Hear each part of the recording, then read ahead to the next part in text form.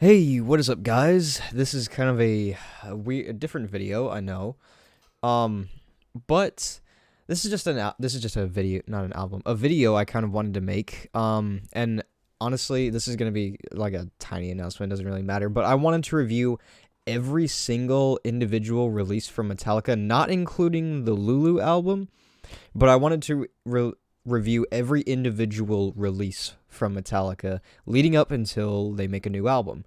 So, I kind of wanted to make this tier list video just kind of like get settled into the idea and like the mindset of like where I would put these albums.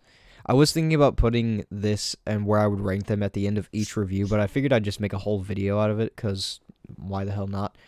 So, with that being said, let's go ahead and get started. So we're gonna go in chronological order. So Kill 'Em All. This is this is kind of a weird one for me because I mean it holds a special place in my heart.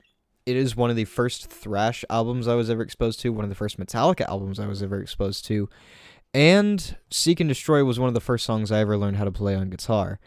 So that album will always be very special to me. Plus, me and my dad really bond over this record. It was one of the first. He says I remember him telling me that he has vivid memories of him just sitting down in his room and trying to learn every song on this album. So I mean this album will always be special to me in that regard. So because of how special it is, I'm going to put it in S tier. It has some cheesy songs, but it's a fucking great album, honestly. Like I love some of the songs on it. I listen to them every now and again. If you guys haven't listened to it, please give it a listen. All right, Ride the Lightning. Now, this is another one I was first exposed to. I learned how to play For Whom the Bell Tolls. I just recently started learning Creeping Death on guitar. One of the first Metallica albums I listened through. I think I listened through them in order from Kill 'Em All to Ride the Lightning to Master of Puppets to Injustice for All. Yeah. So, Ride the Lightning is kind of special too because that's one my dad one of my again one of the first Metallica albums I was ever exposed to from my dad. That's an album he showed me, and I I'll always hold that as like a special album too. But I also like some of the songs off of it better than some other records. It's definitely one of the best Metallica albums out there. Um maybe not my favorite. Like I said I think Kill 'Em All might be running up for my favorite Metallica album, but it's also very iconic. It has a lot of amazing songs, so I think I'm going to go ahead and rank it up there with Kill 'Em All in the S tier. A great album. It's very special to me, but it also has a lot of amazing songs. All right, Master of Puppets. Now, I cannot deny this. One of the best Metallica albums to ever exist. One of the best thrash albums to ever exist. One of the most influential thrash albums to ever exist. Or one of the most influential metal albums to ever exist. Undeniably a masterpiece of an album. Is it one of my personal favorites? Not really. I do enjoy a lot of the songs off of it. There's just some on there. I feel like they have a couple of really slow and like mellow songs on there that I just don't really listen to a whole lot because whenever I want to listen to Metallica, I want to listen to stuff that's like super fast and like thrashy and just really gets you going, you know? And I don't know, some of the stuff on Master of Puppets just doesn't do it for me. I love Master of Puppets. I love the song. I love the album, but it's by far not my favorite Metallica album. So I'm gonna fit it right there with A.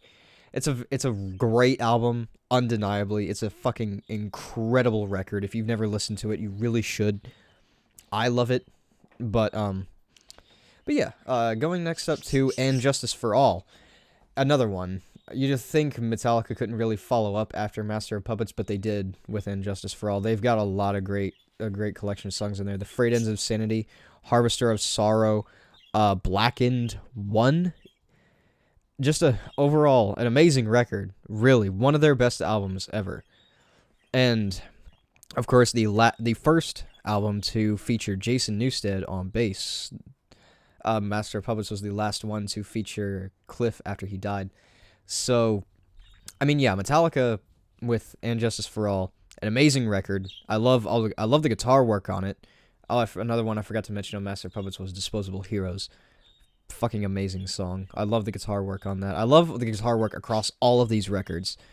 And as a guitar player, of course, Metallica is something that I'm very influenced by, something I really enjoy trying to learn, and something I look for a good challenge.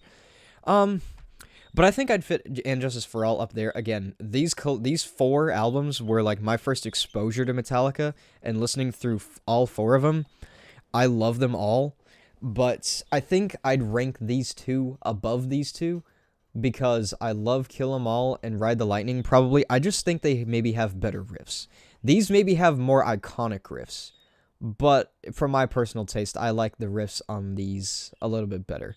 Also, they also have catchier songs. Maybe more influential. Again, maybe more influential, and maybe more iconic. But these have better riffs. Just my opinion. I'm not gonna disown anybody who shares a different one. That's just my personal opinion. All right, arguably their most controversial album, the Black Album. Now, honestly, not a bad album by any means. Not a perfect record by any means either. I think they just went for what they went for, and they never meant for it to be commercially successful as it is. They just kind of made what they wanted to make. And honestly, this album has a really, really good collection of songs of Wolf and Man, Wherever I May Roam, Through the Never. Let's see, what's another one? Of course, Enter Sandman and Nothing Else Matters, but let's see, there's another one. Sad But True. Sad But True is also on there. Just a collection of fucking amazing Metallica songs, and people shit all over it just because it's commercially successful. But I'd put it right there with B. I put it right there in the nice B tier. I think that's a nice fit for it because it's a good record, not amazing, but it's not a bad record by any means. Obviously, yeah, of course, Enter Sandman, Nothing Else Matters, played over and over again on the radio. I've had fucking enough of it. But it's not a bad album. It's not a bad album. I could listen to a lot of songs on it, and I could have a good time with them. All right. Going over to Load and Reload. Now, I'm going to say something right out of the gate. I have not listened to either of these albums. Whenever I was taking guitar lessons, my instructor actually told me to learn The Unforgiven 2 off of Reload, and that was my first exposure to that album. And I've heard I actually did just get to see Metallica live, and they played a couple of songs from this record that I actually kind of enjoy, but I have not listened through it as an album. So I'm going to put both of them right here in the middle. I started on Load, and Ain't My Bitch is just... it's difficult to say, really. Like, it's not bad. It's not really good either. But I want to listen to both of these. I've heard they're okay albums.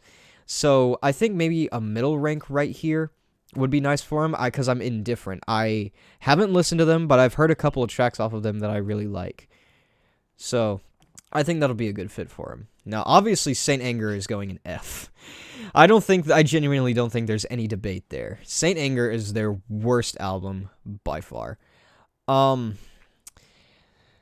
Saint Anger, man. Obviously, if you watch the Some Kind of Monster documentary, which is incredibly revealing for this album, this is the time period where the band members just fucking hated each other, and they were at each other's throats over literally everything. Obviously, James went into rehab while this album was in production, and Jason was kicked out of the band before this album got released. So they actually had like one of their producers do bass on this album. And nothing really works on this album. The riffs and the drums don't mix. James's vocals don't mix anywhere. Nothing sounds good on this album. Of course, the trash can snare. Everybody's talked about the trash can snare, but I genuinely don't think there's any debate. Nothing mixes on this album. Nothing sounds good. The vocals are shitty. Probably James's worst singing ever, honestly. The worst guitar Metallica has ever done. The riffs have some promise. It's just that they don't mix well with anything else on the record. They don't mix at all. Nothing sounds good on this album. So F tier for sure. Death Magnetic. I've listened through a quarter of this album before I eventually stopped. I haven't finished it, but from some of the stuff I've heard on it, I actually don't mind. I don't mind some of the stuff on Death Magnetic. I think it's a pretty good Metallica album. I'll probably fit it over here in the D tier because uh, I mean, it's not as good as the Black Album, or of course any of these four. Obviously, nothing's gonna be as good as these four. But Death Magnetic has a collection of some okay songs. You can listen to it as a Metallica album and be like, "Hey, this is kind of enjoyable." It's kind of like the Star Wars prequels. You can watch those as Star Wars movies, and you can have a good time with them. Death Magnetic is the same way. You can just listen through this as a Metallica album, and you can have a good time with it. And honestly, I don't mind some of the stuff on it. Cyanide is a pretty good song. Um, obviously, fuck, I already forgot the track list. This album is still kind of new to me, so I'm not gonna know all the songs by heart. But it's a good album. It's a pretty good album. It's not great. It's not groundbreaking, but it's okay. Now, I'm not gonna rank Lulu like I said because I'm just doing all their individual studio releases. Those are the only ones I'm gonna be reviewing anyway. Um, Now Hardwired. In my opinion, their best album since And Justice for All. Honestly, I'd probably even rank it up here. Hardwired, I learned how to play on guitar after a tab came out for it, honestly. I loved the song Hardwired. Atlas Rise was cool. And then Moth into Flame, I think, was the third single that came out from that, and I wasn't really that big of a fan of it, honestly. But I heard it live, and I listened through the album again recently, and I've come to appreciate it more than when I heard it upon release, like 5 years ago. So, honestly, not a bad album. A lot of collections of stuff that they explore their thrash roots with, and probably their best album since And Justice for All. Honestly, like, the Black Album wasn't as good as And Justice for All. Load and Reload, again, I haven't listened to them as albums, so I can't really say. Saint Anger, definitely not. And Death Magnetic, nah, not really. I think Hardwired is probably their best album since And Justice for All. Obviously, I love the riffs. Dream No More is probably my favorite song off of that album. Lars's drumming is so much better on this record than it has been since the Black Album, probably. Let's see. Yeah, just Kirk's and James's riff. Also, their guitar tone. Honestly, like their guitar tone is fucking amazing. I love the guitar riffs on that album. So, yeah, that's my tier list for individual Metallica albums. Kill 'Em All and Ride the Lightning are probably my two favorites. Master of Puppets and Justice for All are great. I don't know if they have my favorite riffs from any Metallica record I've heard, but I love those albums. Hardwired, I think, is great. Actually, I might move Hardwired down here. I think that's a nice fit along with the Black Album. The Black Album is good. It's not a bad album. That's not where Metallica sold out. They never really did sell out. It's not a bad album.